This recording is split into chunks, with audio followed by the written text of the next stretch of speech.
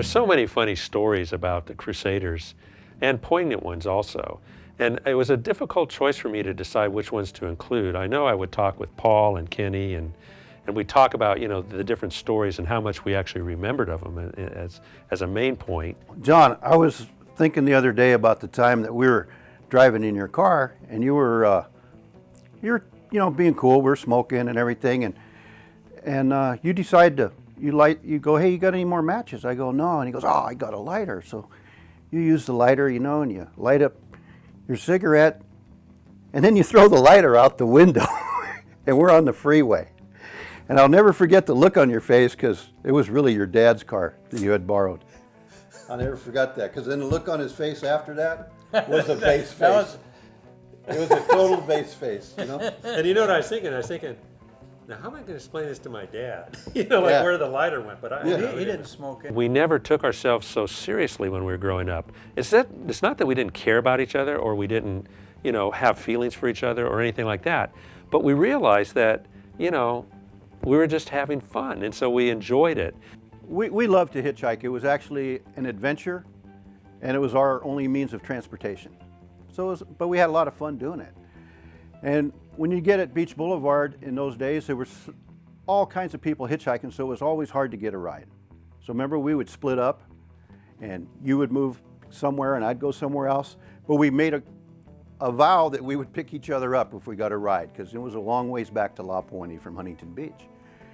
And one time I get picked up with a car, this Cadillac with 4 girls in it. And they were all nice looking girls. And I was in the back seat with my arm around each 2 girls, and we drove by Kenny, and we just waved. We didn't pick them up. And here's this DeSoto with the big wings, like a 59 DeSoto, stopped at the light, and I'm just going, bam, and I just smashed into the back, just square onto the back. And oh man, what am I gonna do with this bottle of wine? The cops are gonna come. And so anyways, I get out and I go over to I get out and I look, and I'm not kidding. I smashed his trunk halfway up to his back window. Yeah. The Merc. Oh yeah. And I mean, I no brakes, No. but it didn't stop, until I hit him, and then of course the car stalled. But the guy gets out, and he couldn't even walk because he was so drunk. He kind of was rolling along the side of his car, just kind of, and he comes and, that's all right, And there's these people that were parked, they were in the next lane over. Yeah. They're kind of watching the whole thing. Man, you lucked out. Yeah. I got back in my car and took off. So when you're talking about being at Beach Boulevard and 101, I was thinking we were going to talk about the story where, you got like 50 guys all begging to get a ride, because that's where the starting point was, right, for hitchhiking to wherever they were going. Well, for some reason, we're sitting there hitchhiking, that pulls up this brand new Oldsmobile 442. Remember the green one? Yeah. And he picks us, of all these people. We get in there, and then the guy does his posse burnout, like this, and we get in the car, and he says, listen, do you have a license? And I go, yeah, and I didn't. And he said, well, why don't you drive, and me and Brenda will be in the back seat here. How do I remember her name? Brenda. Hey, where'd that come from? Anyway, and we'll just kind of hang out in the back seat, So Sherry and I sat in the front seat. And of course, he didn't know where I lived, so I took the long way home, which was basically I was just cruising the neighborhood. And I was going around the corner right at the end of my street, and I see this older guy who, we always want to impress the older guys. So he kind of looks at me, I look at him, and I'm going around a corner. Now, I think this might have been the second time I ever drove a car. And then, this had like a 440 motor in it, it was really fast. So I thought, hey, if you go around a corner and floor it, you'll probably burn out, Little did I know you didn't need a corner with this car to burn out. And I just jumped on it, and the thing just started fishtailing and went up over this curb, knocked down 3 trees, ran into a wall, spun out in the middle of the street, knocked the motor loose from the car, and I pretty much totaled it. And of course, the guy in the back seat wasn't real happy about that. Cadillacs following me real close. Well, I was on LSD and wine and a whole bunch of stuff, and so I sped up to get away from the Cadillac, but I overdid it, and I went too fast. So I'm flying down the road, and I took this one corner, and because the car was kind of low, right behind the front wheel, the sheet metal caught the asphalt, flipped me head over heels 3 times. Boom, boom. It's a station wagon, 55 Merc, right? Yeah. So they just flipped over, and then it straightened out and just slid down the asphalt, and all these sparks are coming in, and all this grinding noise and all. And just before I flipped over, I noticed up ahead there was a car coming around the bend, hill here, cliff here, so he had no place to go but into me. and in my mind, I'm thinking, I don't know how I was even thinking because I was so high, but I remember every bit of it. I said, okay, well, I'm going to hit this car because I'm flying this way and he's coming this way. So I braced for that. Was my main concern after I quit flipping over. and all of a sudden, boom, I hit him and I threw him up against the side of the mountain. So I destroyed the left front of his car, and the mountain destroyed the other half of his car. And my car, and I remember the cops there saying, when they get there, they're all looking around the car and searching inside, because you remember seeing it. It was pretty smashed up. It was really smashed. And they said, did the ambulance already come? And I go, what ambulance? There's no ambulance. He goes, well, where's the driver? And I said, I was the driver. He said, you were in this? I couldn't believe I was walking. Everywhere we went, we hitchhiked. We were actually very good at it. We hitchhiked all the time. And one time, Kenny was hitchhiking on Harbor Boulevard, and he gets this ride, and the guy takes him a few miles, and he lets him out. And Kenny, he was loaded, I assume. He went in the liquor store and got some stuff, and he came back out, and he's hitchhiking, and the same guy picks him up. And Kenny goes, well, I thought this is as far as you were going. And the guy goes, I'm going back the other way. You know, people seem to take themselves so seriously during the 60s. The angst of Bob Dylan, you know, the poets in the 60s tea houses talking about, you know, how bad things were. You know, the Selma riots, the people getting shot, the Kennedys, all of that. All of that happened, and it really did. But it didn't affect us because we were just goofing around and having fun about it. One of the classic stories I remember was we were over at your parents' house. Your house, obviously, but Yeah. we say your parents' house. And we were there, and there's a party at night, and I remember we had dropped acid, and I looked out, and Stanley had his head underneath the water. Oh, yeah. In the right? pool. In the pool with the pool light on, and he was moving the water like this. I go, oh, what are you doing, Stan? So I picked up his head, and I go, what are you doing, Stan? He goes, oh, it's really cool. Trails everywhere.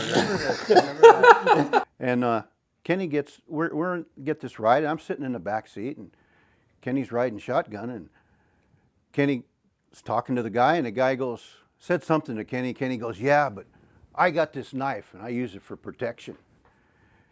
And I'm sitting back there and thinking, oh, no. And the guy goes, well, let me see it. And Kenny hands the guy the knife. The guy that's driving us, he hands him the knife. And the guy goes, well, what would you do now? And I'm in the back going, we're going to die. Substances that would get you very high. And I don't remember exactly, some kind of something. Anyways, we're driving along, and the next thing I know, I'm hearing someone in the back seat going, you can't drive through the wall. You can't drive through the wall. And I woke up. I was driving, of course. And he reached over and put my car back in reverse, but we had knocked over this block wall. We had jumped the center divider, drove across another couple lanes, and smashed this wall down. So then I got scared, and we drove to our buddy's house, Stanley's house. We let Stanley out.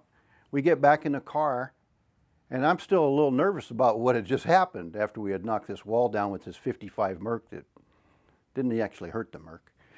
And Kenny goes, hey, you want some more? I think it was the following week or something like that. There was a newspaper story about unknown. Oh, yeah. Somebody knocked the wall down. Knocked the wall down. That was in the paper. Oh, really? Oh, yeah. Yeah. Yeah. Like, Imagine if they found out what happened and the police came and they put that, some guy sniffing glue pounding through.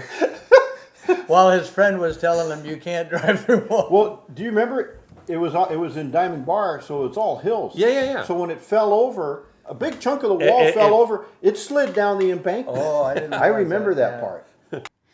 The latter days of for the Crusaders, we were at a park And I had a 55 Merc too, but mine was a wagon.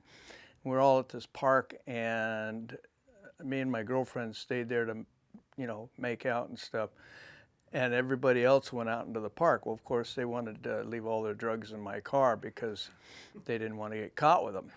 And so the police pull up and see me and this girl kissing and stuff, and ended up searching us because they thought, because she was 17 and I was 18, they thought there may be some statutory rape going on, which is the way it was back then. So they thought evidence to, or an ability to search me. And so they did, and they found everybody's drugs, including my own. And so, of course, I just took the rap for everyone, went to jail.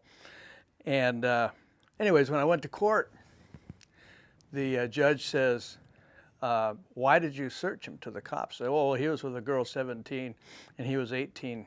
And he said, and they were under a blanket. And he said, what were they doing under there?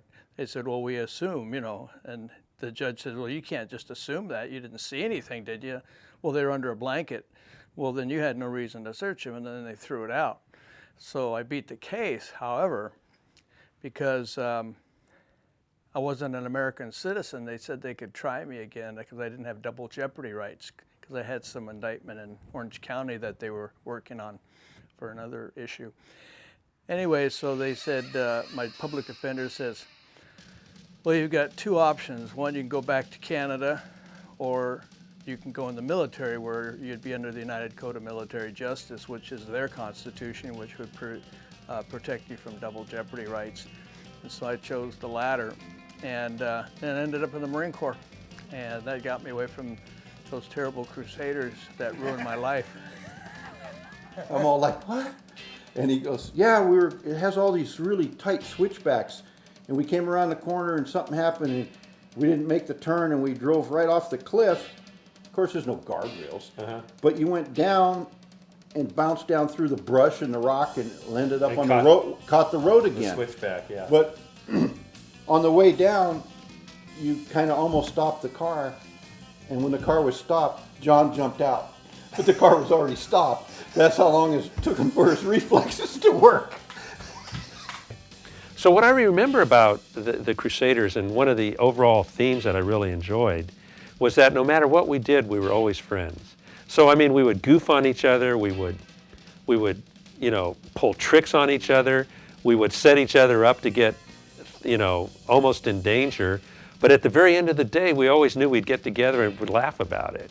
And so that was really kind of the endearing part of the group of people, Paul, Kenny, Stanley, Alan, Kim, that I really enjoyed. So that part of it I have very fond memories of. The Crusaders!